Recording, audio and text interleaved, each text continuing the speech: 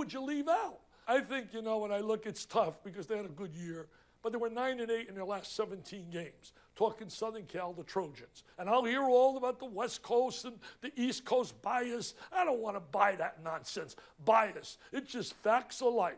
Syracuse belonged in this tournament. Max? Yeah. What do you think? Cuse got robbed? I don't. I understand Jay Billis's argument too. Like if you're the bubble team and you've shown you can beat a good team, then that's really what the tournament's about. I get that, and I get Dick Vitale's argument. Three top 10 teams, though, Matt. Sure. And by the way, I even get the Michigan State argument, who's been bad all year and bad in the Big Ten tournament, and they're in an 8-9 game. How does that happen? I get all those arguments. The bottom line, you can't complain if you're a Cuse fan. They are 18-14. They got blown out. They lost to some bad teams. If you're 18-14, like what kind of a case do you really have? The best case you have is, hey, that team shouldn't be in it either, or that team is seated too high, not based on the merits of what they actually did this year. Well, a couple of things. They have a couple of really bad losses. St. John's, Georgetown, to a couple of Big East teams they shouldn't have lost. They're 2-11 on the road. I hear you on their record. But at the end of the day, you're comparing them not to the entire field. You're comparing them to the last couple of teams that are trying to vie for a position in the tournament, right? So if you have 6 top 50 wins, 3 against the top 10, that resume is exponentially better than a USC. Now, USC's best wins are against UCLA and SMU. That's fine. I understand that, but it all depends. All their wins are against the bottom tier of the Pac-12. So you're saying that we're not going to award a team that's beaten 6 teams, even though they're all at home, in the best conference in America. Essentially, it almost seemed like the NCAA was saying, we don't want the ACC to get 10 teams in the tournament. Yep, maybe. We want the Pac-12 to get 4 teams in the tournament, and we want the ACC to get 9. You want geographical representation. Well, Yes. here's the whole point. I don't know if I have a problem with a committee that says we want 4 teams from the Pac-12 as opposed to 10 teams from the ACC. I mean, as far as I'm concerned, knowing what the NCAA tournament entails. If you go into a season and you can't manage to be in the top 10 in the ACC, shame on you. You got to figure it out. 18-14 is 18-14. But let me go down the list again, because you certainly know more than me on this subject. And the bottom line is I haven't seen all of these teams. But here's what I have seen. I've seen Louisville play this year. You lost to them twice in the latter part of this season. I'm looking at these other 2 losses. Not only did you lose 3 straight, Pittsburgh, Louisville, and Georgia Tech, and 4 or 5 because you had that second loss to Louisville when they were ranked 7th in the nation. Fair enough. Okay, Pittsburgh was unranked when you lost to them. But then I'm going up a little bit further. It's not that you lost to North Carolina. It's not that you lost to Notre Dame. It's that you lost convincingly. This is when you're 16-9. This is as the tournament is approaching, the conference tournaments and ultimately the NCAA tournament. You know, if you're Jim Boeheim, which he does know, you know what this means. You know what you've got to do. And then your team goes out and you lose to North Carolina on January 16th. You lose to them by 17. You lose to Notre Dame by 18.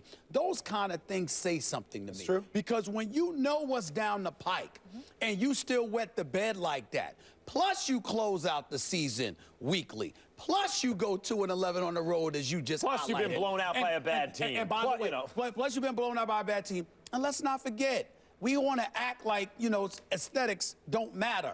But when you talk junk about a whole city before, like Jim Boeheim talked about Greensboro, that's going to ruffle some people's feathers. They're not inclined, when you alienate Joe Public, they're not inclined to give you the benefit of the doubt. Jim Boeheim, who I am very fond of, I like him a lot, he's had a rough couple of years. Okay, a rough couple of years. And the Jim Boeheim that we once saw with John Thompson and Lou Carnesecca and all of these boys, and to a lesser degree Rick Pitino and others, you know, you once talked about him on that level, just about wins and losses. Now you find him in the news for different reasons. They did go to the Final Four last year. I know, no question. No question about it. I'm just saying you find him in the news for different reasons.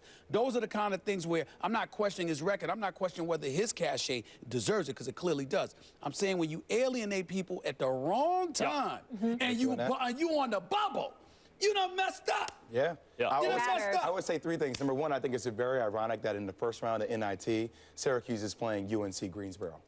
I think it's pretty funny. Right. So fitting. It is. So number 2, there's no way I don't think Jim Boeheim's now going to retire. The fact that he didn't make the tournament, I think he's going to come Chip on back his and try to shoulder. prove He it should once come again. back. He should come back. He should come And look, back. coaching keeps all these guys young. And number 3, my last qualm is just with the committee. Stop making it a moving target, because each year the conversation changes. Is it road wins? Is it who you're beating? Is it your RPI? Is it your strength of schedule? Are you coming from the best conference? It seems like each and every year they come up with something that's wrong and it changes. No, just tell me what the parameters are and stick with it each year so these coaches or these schools know what they need to fulfill in order to make their One resume thing the I'll best say that possible I case. think the most convincing argument for them is in a one-and-done tournament where the best team doesn't always win. The team maybe that should get the benefit of the doubt is the team that's shown they can beat good teams. Yes. Even if they have bad losses. To me, that's probably the most convincing argument, but 18 and 14, Well, brother, 18 and 14. USC has had multiple opportunities to be great teams in the Pac-12. They've only beaten 2.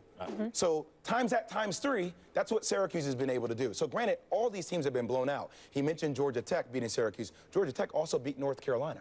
So it goes to show you the volatility of the ACC and how good of a conference it is. Yeah, too much gray area there. Exactly. You're going the Tobacco Road National Championship, and I am. I think it's going to be a great tournament, first off. If Duke and Carolina meet for the 4th time, all 3 times have came down to the wire, and I think the 4th would be even bigger on the national stage. who you got? I have Duke winning the whole thing. I just think it's going to be interesting. For all the stuff that Duke has gone through with Grayson Allen, the injuries, Coach K being out, it would be fitting that Grayson Allen would win his 2nd championship and go down as one of the greatest ever to Of course that's how play. it'll happen. Of course. And he's going to be one of the most hated players ever in Duke history. I just have we a love feeling a it's going good to work villain, out. Jay. We Will, you always know do. this, We right? always 30 do. for Never 30, disappoint. coming down the 30. pike. Yeah. all right, you better get some coffee because you got a full 24 hours ahead of you. Stephen A. is going to give us his national champion towards the I end of can't the wait show. to hear Looking that. forward to that. And we'll be doing a lot of stuff on social media later with the brackets right after the show. So you need help filling out your bracket. ESPN is the place to be. We'll have a 24-hour tournament challenge marathon starting at 7 p.m. Eastern. Jay will be a part of it. Jay Billis, Seth Greenberg will join us on First Take tomorrow to help you fill out your bracket. Jay, appreciate you. Always good to see you. Thank you kindly. Golden State lost to the Spurs on Saturday night in a battle of the top 2 teams in the West. So why are we talking about the guys that did not play? We'll tell you after the game in another day in a new story on the future of Tony Romo. We'll fill you in and react to the latest. First Take, just getting started. If you got Carmelo Anthony, how the hell are you going to give him away for a box of cookies? Please explain. I need help, Max. You ain't getting a superstar for him. He's not a superstar. You trying to tell me that? Who's the superstar? Yeah, Blake Griffin is. A superstar? Really?